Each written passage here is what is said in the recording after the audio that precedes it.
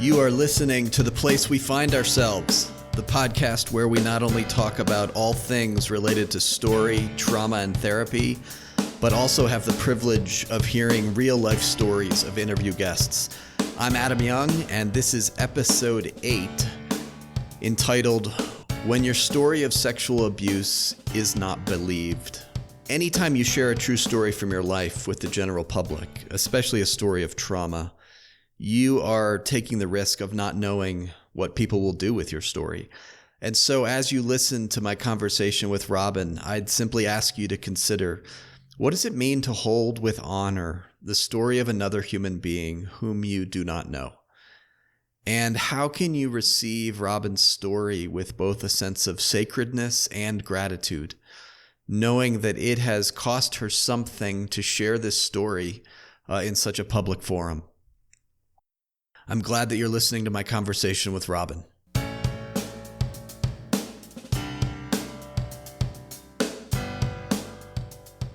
Robin, welcome to the podcast.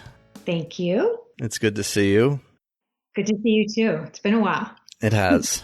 And so we are, this whole season is focused on story. And I thought a good place to start would be to hear from you a bit about when in your life journey did you learn that you even had a story? Okay, well, I think that I never forgot that I had a story. I did not understand how it was affecting like the here and now until I had been married a few years and it was affecting my relationship with my husband. And we were a young couple and people weren't talking about things like that back then. But I thought if I just spoke it out to him, told him about what was going on with me and what had happened in the past, that it would take care of, or at least soothe or comfort or something, the situation that was going on with us at the time. And it did that. But also being young and not having, anybody around that was talking about these kinds of things, we were a little naive, and both of us agreed that we would just never talk about it again. And so that's what we did. We just didn't talk about it. And so I just kind of led my life, believing that that was something in the past. Also, church had a great deal to do with that as far as leaving it in the past. I had attended churches that, were really sold out on the forgive and forget it kind of notion. The only problem is, I may have forgiven as far as, not wanting to have revenge. However, I didn't know what I was forgiving. And I certainly couldn't forget it. I could not forget it. And so that always sort of stirred in me when I would hear things like that. Yet I wanted to be, a good Christian woman, be submissive to the scriptures, forgive and forget it seemed what the church was wanting me to do. And so I lived my life like that until I was about 30. And then things started to change. What happened around that time that plunged you back into your story in a different way? Yes. Well, my children were getting older. So one of them was not really near the age, but was nearing the age of the sexual abuse that happened. And so that is what really motivated me in some ways. I knew there was something going on inside of me in the core that was not right. Even with all this forgive and forget it kind of teaching, that there was something that I was missing, something that I needed to go deeper in. And at the time, there was this Amy Grant song about sexual abuse. And I thought, oh, wow, somebody's talking about it and writing a song about it. This is just crazy. And yet I still had that sort of, well, I've forgiven and I've forgotten it. And it wasn't too long after that I became just really depressed. Never been depressed in my life. Down days, things like that. But I was really depressed and I couldn't figure out why. I'd gone to the doctor. There was no precipitating event. We had just moved, yet I had moved all of my life. So that was not like a big deal. I was excited about being where we were at. So there didn't seem to be any history. I didn't know, there could have been something going on, a imbalance, but there didn't seem to be like really any answers. But he decided to put me on Prozac just to sort of calm, because I was starting to become pretty anxious as well. And so he put me on that, and it was helpful, but I still knew there was something deeper going on that this was not necessarily the answer to. It was helpful, but it was not the answer. So I had shared with a woman at church, which was extremely helpful, and she told me, I believe you 100%. And that was the first time I'd heard anybody say, I believe what you have to say, and that's awful. And so that was sort of gave me permission. Yeah, and just to interrupt for a minute, if I'm hearing you right, you were 30 years old before you heard someone say, I believe you. Yes. I mean, my husband had said he believed me, but this was different because she had heard more of the story and was very engaged, asked really good questions. I could tell that she was really there with me. Not that my husband wasn't, it just was different. And so she was engaging me with that. And at the same time, I was sitting in church, and our pastor had a sermon on 3 reasons for depression. And one of them was that God was asking you to do something and you were refusing to do it. And that just like stabbed me in the soul. And I knew, I was like, I have to go talk to him, the pastor, which was huge for me. I had not had good experiences with pastors or, church leaders. And so that was a huge risk, for me to take. But that's how desperate I was and knew there was something really deep going on that needed care that I didn't know how to give myself and that I couldn't probably give myself. And so it seems tragically that the church was one of the obstacles to you engaging your story at a deeper level for a while. Absolutely. Part of my story, which I'll read later, talks about running away. And when I ran away, I ended up coming back for various reasons. And I was sent to the pastor for counseling. And this was someone that my abuser knew. He had been invited to teach, in the pulpit and be a part of leadership. And I just, there was no way that I was going to be able to tell that man what really happened. Wanted to desperately, and yet knew that I could not. And also, yes, the church with forgive and forget it. I just thought that's what you do. I love forgiveness. And so I didn't really have an issue with forgiveness. It was just that there was nobody there that was taking me giving me the care that I needed.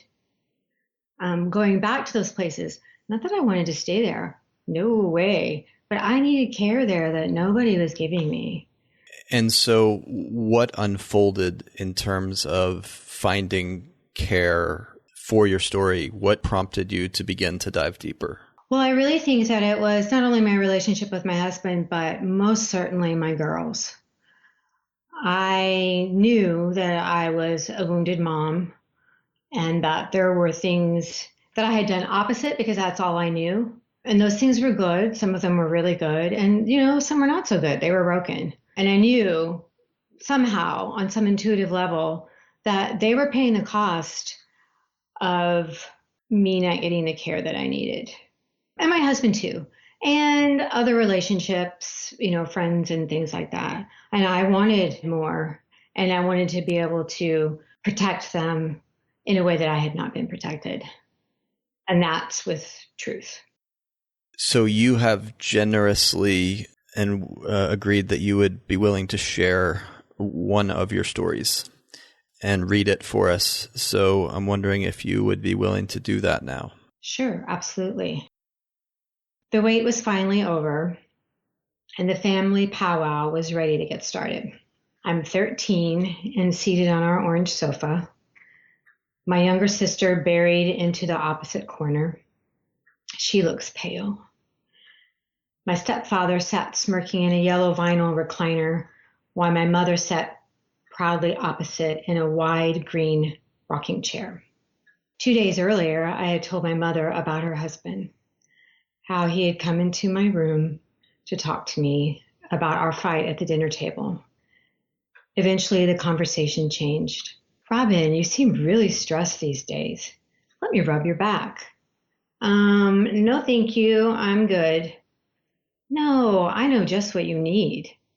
I don't want a back rub.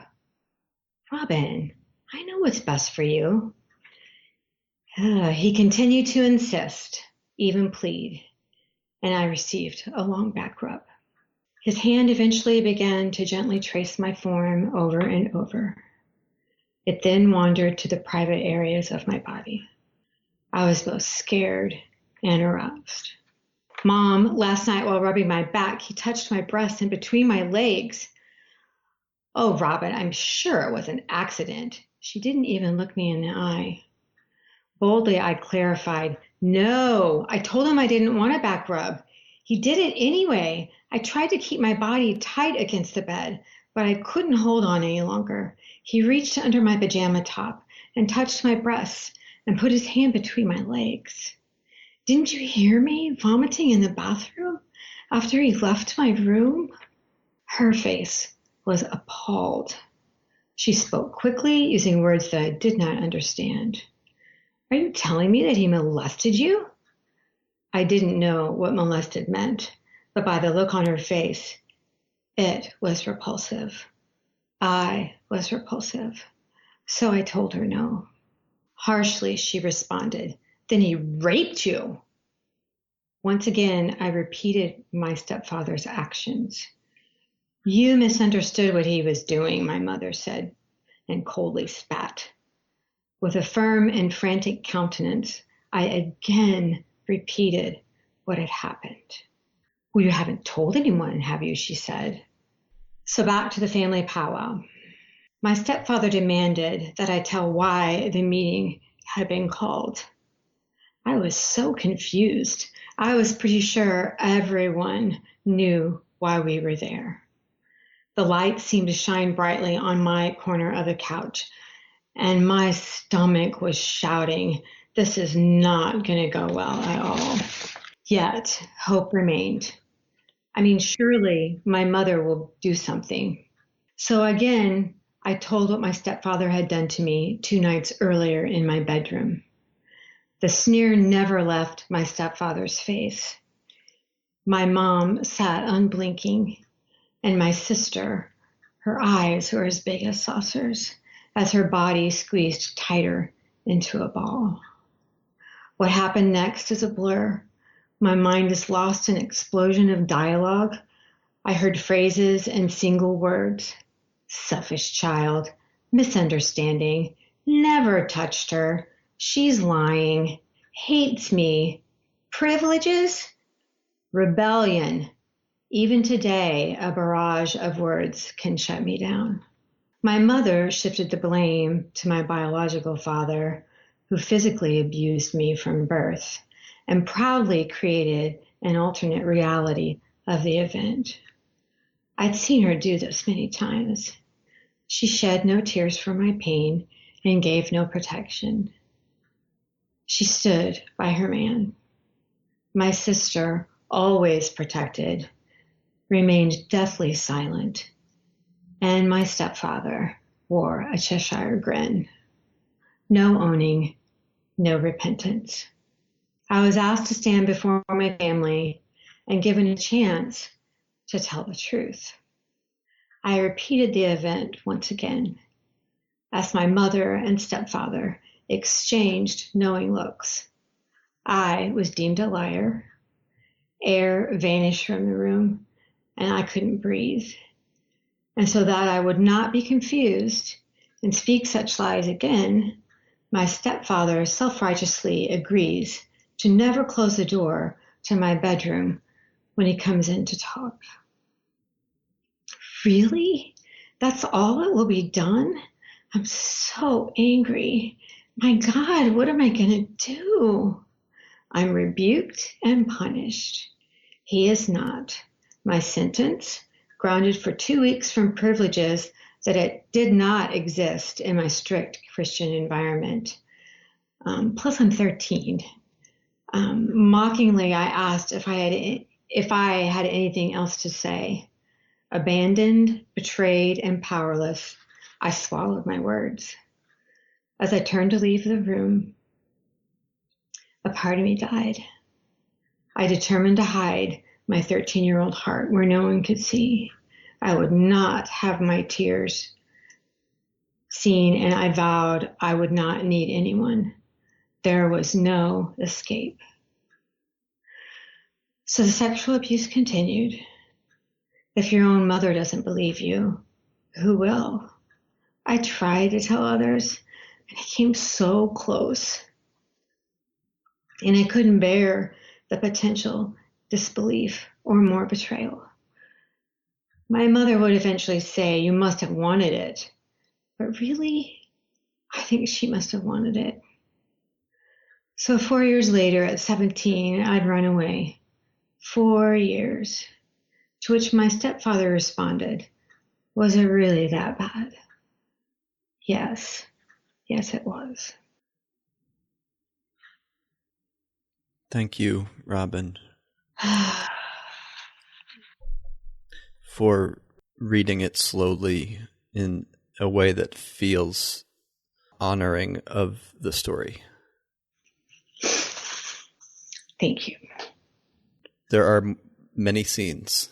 There are many parts to the story, and I'm wondering if it would be okay to kind of revisit certain portions and reflect on them together. Sure, that would be okay. So, a sentence that feels so important, and it's only one sentence, and it's really not the heart of the story, but you said that when your stepfather's hands wandered to the private areas of your body, you were both scared and aroused. Yes. And I think everyone can understand the fear, but so good to name the arousal. And I imagine so hard to name the arousal. Yes, absolutely. Because, I feel like for a really long time, my body betrayed me. And there's that, stuck in that ambivalence of something that makes you feel so sick that you're vomiting in a bathroom afterwards, yet can feel so good. And to as 13, I couldn't hold those. I could hardly hold it as an adult until I had help with somebody staying with me in that. To name that, my body in all its creative beauty responded exactly in the way that it was supposed to. Even that initially was like so hard to receive. So that was a process for sure. And what was it that brought you to a place where you could acknowledge and even as you say it now, in some way honored that your body responded the way it was created to respond with arousal? What brought you to be able to name that? Right. So obviously there has to be a struggle with your body, right? And even a struggle with the creator. For me, that's what I needed to do. I had read I had read all that. I mean, I had been in school. I mean, I knew how bodies respond. I mean, that's, I understood all of that. And to understand it for me in my situation, there needs to be, or to believe it, I should say, not just understand it, but to believe it.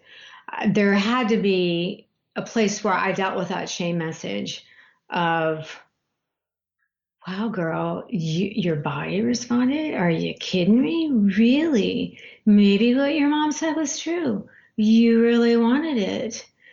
So entering those kinds of conversations and finding the truth instead of believing a lie of the shame message that was not only in my own head, but was spoken over me. Yes.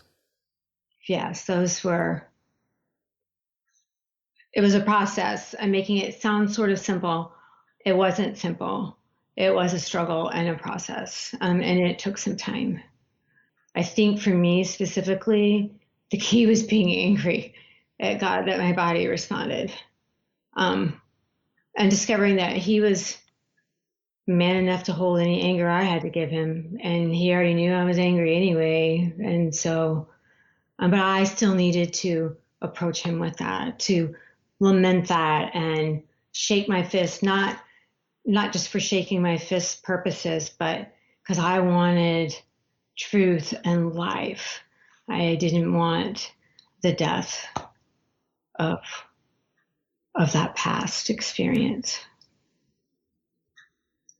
And so it seems like such a shift from the place of, forgive and forget to a young woman shaking her fist at God because her body was aroused by her abuser. Right. So that was another part of the struggle. Like, am I still a Christian? Do I still have Jesus? I mean, that was part of it. If I engage this and enter this in this way that I don't hear really too many people talking about, what's that going to mean for me, for my eternal salvation? Because that's, or punishment later on, because did I really forgive if I'm having to do all these kinds of things? And I came to the realization as well that forgiveness is a process. And so part of the process was going back and being angry and grieving. Just, that whole grieving, being angry and walking through all those steps of grieving was a part of it as well.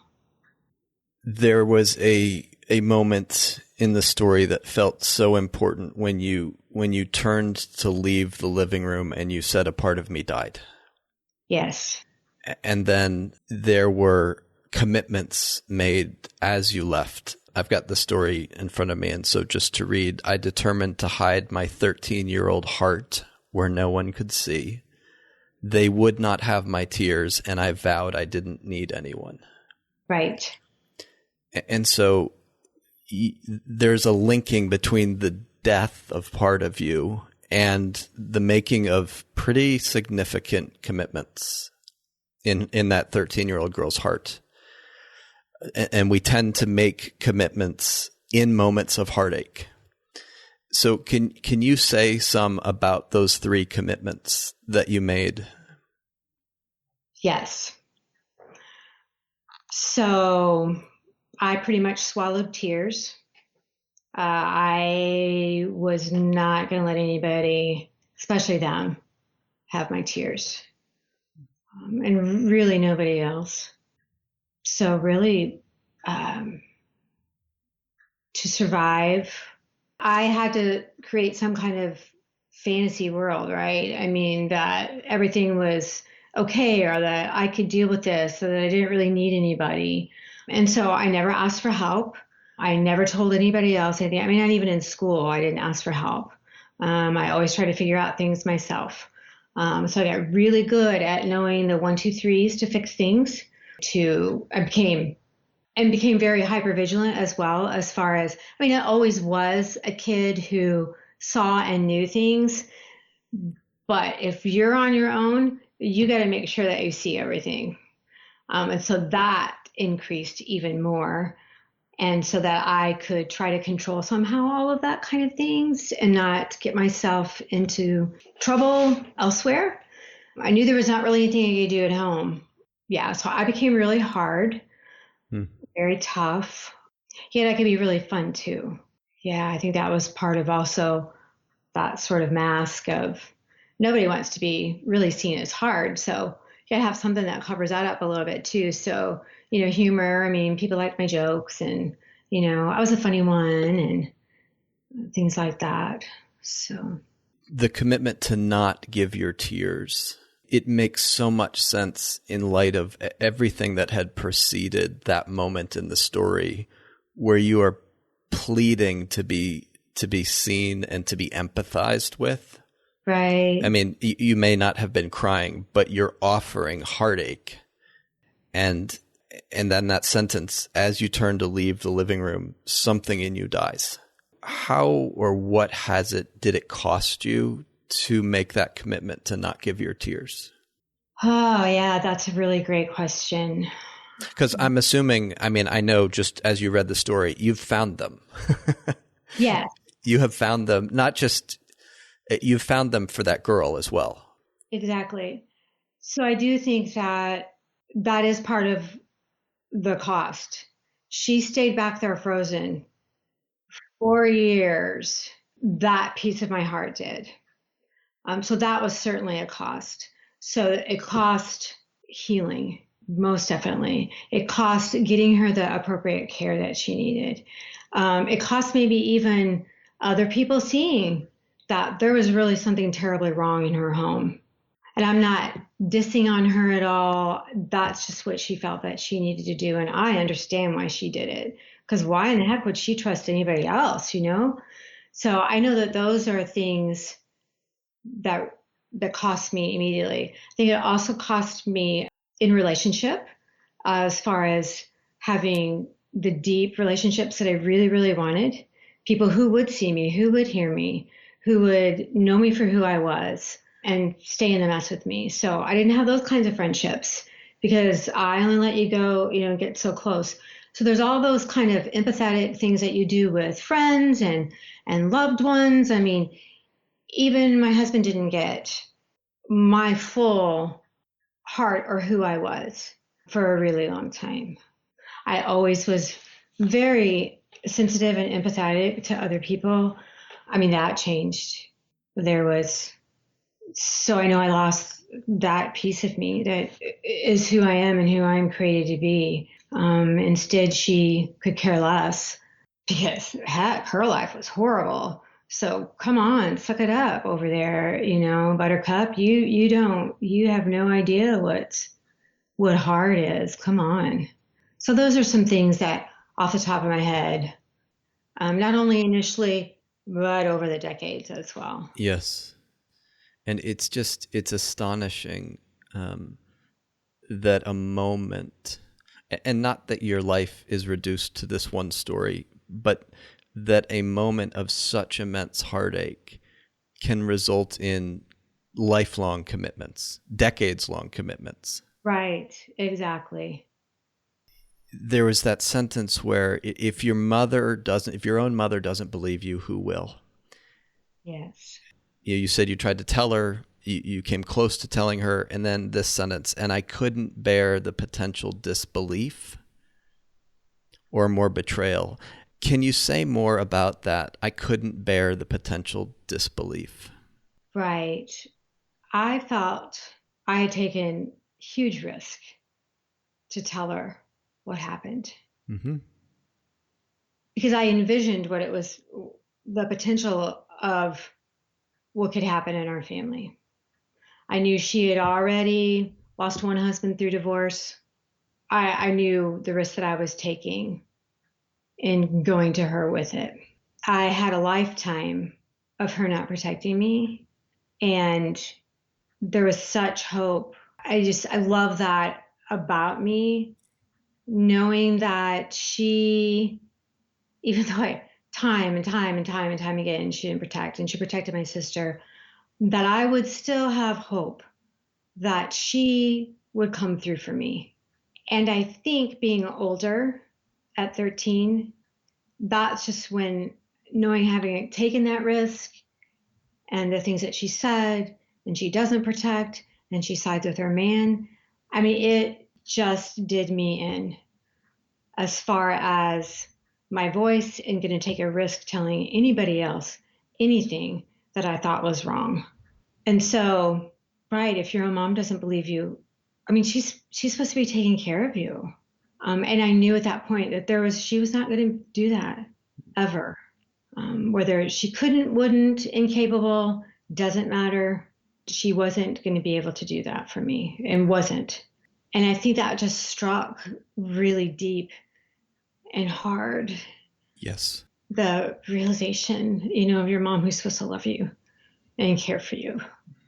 And if someone like that is going to care for you and stand up for you, protect you, take you out of a house like that, why would you tell a teacher who sees you maybe for an hour every day or every other day, or, whatever it is, or a principal who doesn't really know you, or a church who thinks that he's great and that your mom is great? And so, I mean, all of the leaders, adults in my life, I couldn't bear to do that again, to have that same scene play out in a school office or a pastoral office or something like that. I just couldn't do it. Mm-hmm. As you paint just the briefest picture of their Christian leaders, they think mom's great.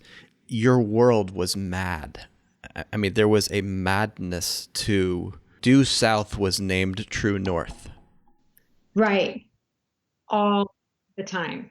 What was that like for you? That craziness? Yes, it was crazy making. I mean, that was one of my shame messages later on, was like, you know what, Robin, you're just crazy. Yes. You're not seeing right. You're not hearing right. You're not experiencing right. Because you're telling all these people these things and they're telling you something totally opposite. And it was just crazy making. And yet somewhere inside, I was like, no, I know I'm seeing right. There's just nobody helping me. And I am stuck here, trapped. There's no escape. As you're talking about the craziness, it leads me to think of what's my favorite part of the story, where your mother eventually says to you, you must have wanted it. And what you wrote was, really, I think she must have wanted it. Can you say more about that? That's a profound sentence, and it exposes the fact that this is not a story of maternal neglect. Right. That this is not a story of a mother who simply missed her daughter or ignored her daughter or dismissed her daughter. I mean, it's all of that, but there's something more going on here. Right. Yes. So I know earlier on I had experiences with her that I was her comfort. Through the divorce, when she thought that, she fell apart. And so I was her comfort. I was her strong one. I stayed beside her.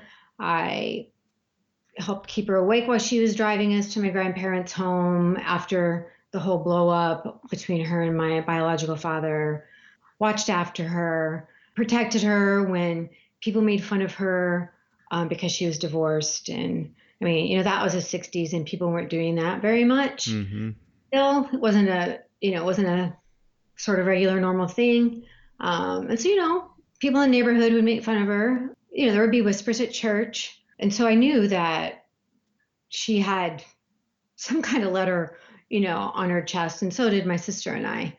And yet I was the one that I would protect her. So she was used to getting things from me. And I can only imagine. I mean, there's other scenes that I could tell you. I do believe that she absolutely 100% knew, besides me telling her what was going on. And she was using it for her advantage. Because one time after it happened, I saw her waiting in her bedroom in the doorway for him. And he went to her afterwards. And so I believe I was used somehow for their sexual pleasure. Mm-hmm. And feel my body getting all tense as I'm saying that. Yeah. So I know that's true. That was never spoken, but my body tells me that it's true. Data that I know and saw and heard, I know that it's true. Yeah, and as awful as that image is of her standing in the doorway after you've been abused, there's a sense in which, thank God, you have that memory because it tells the truth that this is not an ignorant mother. Right. And Adam, I think that is one of the places that I could hold on to and knew I wasn't crazy. That, well, this is really happening. And people do know in this house. I mean, I know my sister knew. I mean, everybody knew. So, yes, I have way more than a neglectful mother. That is not my story with her at all. So I am imagining that your posture towards this 13-year-old girl, 14-year-old girl, all the way up to 17 has changed over the years. Yes. Can you say some about when you first started reflecting on your story? What was your posture towards her? Well, I didn't like her. I mean, I thought she was stupid. And I think that the words that my mom had said, there was a piece because my body responded. I thought I wanted it. Yeah. So that was pretty harsh towards her. That was a space that I initially had to go, was to feel sorrow for what happened to her. That was kind of difficult for me because I think I needed some of the other pieces. So I did some work with other parts of that story before I really even got to her because I needed to understand what was going on with my sister and I. I needed to understand what was going on with my mom and me. I needed to understand what was going on with my stepfather and me. The truth about what really happened before I think I could even really approach her. I mean, I knew bad things had happened to her that were not right. I mean, I knew that intellectually. And I wasn't really ready to bring her out because, well, why, as an adult, why didn't she tell one more person? So there was that part of it that those are the things I had to struggle with before I could even really, really do the work with a 13-year-old young piece of my heart. That accusation, the combination of the accusation, you must have wanted it, and your awareness of your body's arousal. I mean, evil uses those two things to just lodge a sense of accusation in your heart against her, against the 13-year-old. Right. I mean, even as you said that, I don't feel that grip anymore, but I remember that grip on my heart. I mean, as I'm turning away from that family meeting, it was there so quick. I don't even think I really thought much. It came, grabbed me, and I was like, ah, this is the answer. And so, how has your posture towards her changed, and what brought that about? Well, about a year and a half ago, maybe 2 years ago, because this seemed, I have shared this many times, and there's always something here that, I think maybe I'm finished with it, and there seems like there's just, a deeper still kind of thing. I always joke to people that I engage with about in their stories about how, it's a big onion because you peel one thing away, a layer away, and there's like all these other layers underneath. And so I knew there was something else. And no one had really wanted to engage with a 13-year-old. I mean, people had said, oh, wow, how smart she was, how brave she was. Um, I believe you, things like that. But it wasn't until somebody decided that they were going to stay in the mess with me with that 13-year-old and ask me intentional, specific questions. That's when I started, oh, there's way more here with this young teenager than just that you don't like her, Robin. There's a lot going on with her that needs care. And, I'm the one that can give it to her because I'm the one that's banished her. And so I'm the one that's got to bring her back. And I couldn't do that by myself. I, maybe some of it, but those initial phases and in the middle and toward the end when we were bringing her back, I needed somebody there in the mess with me. That I see you, I hear you, I know this is difficult. I don't really have the answer, but I know who does. Jesus does. But I'm going to stay here. I'm going to stay here with you. I'm not going to turn away. We're going to see what's going on. And so that is what really helped me engage with a 13-year-old.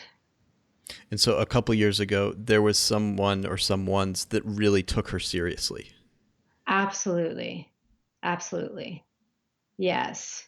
It was like the person I needed in the family powwow, that wasn't there. Yes. I mean, that's a great sentence, Robin.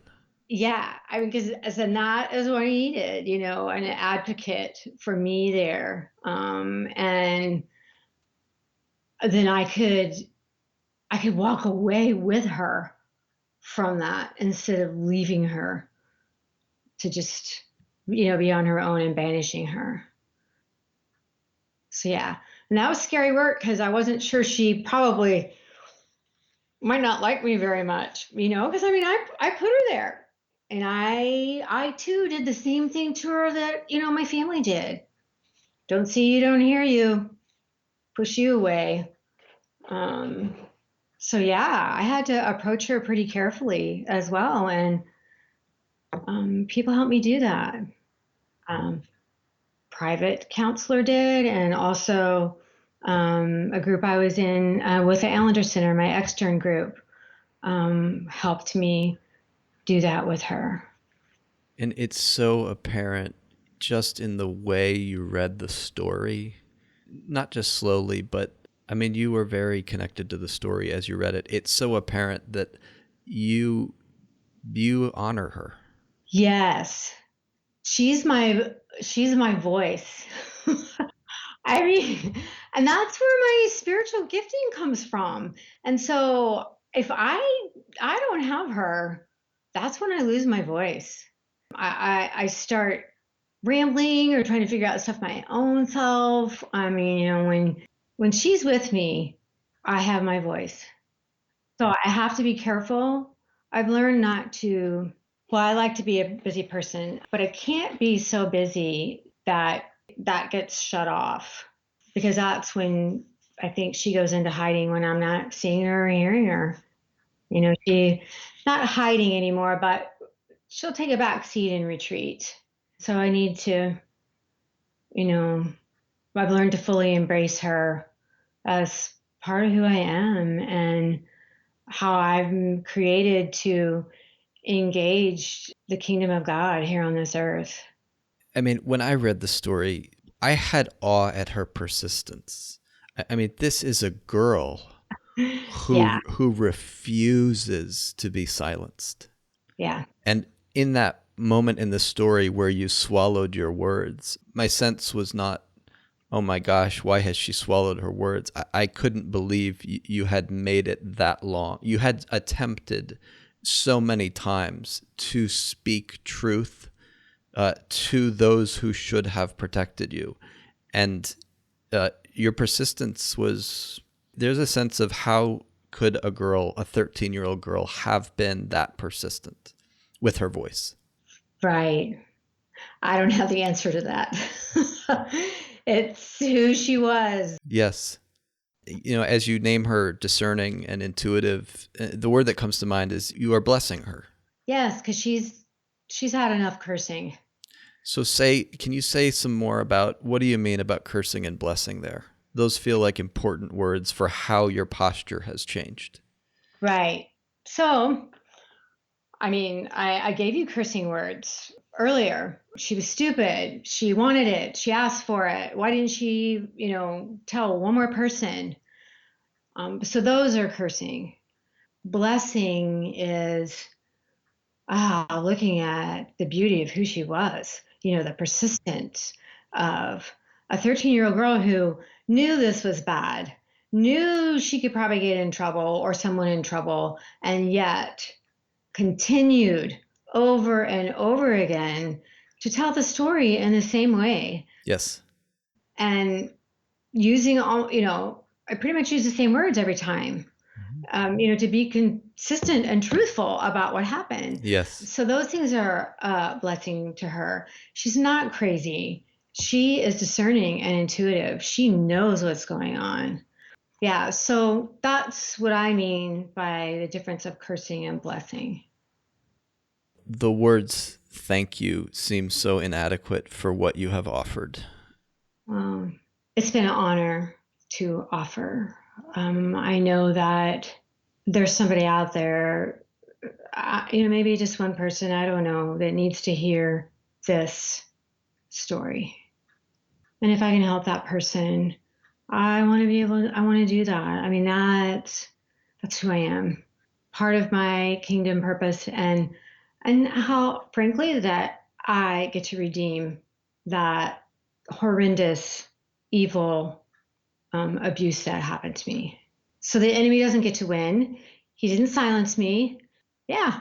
So I like that a lot.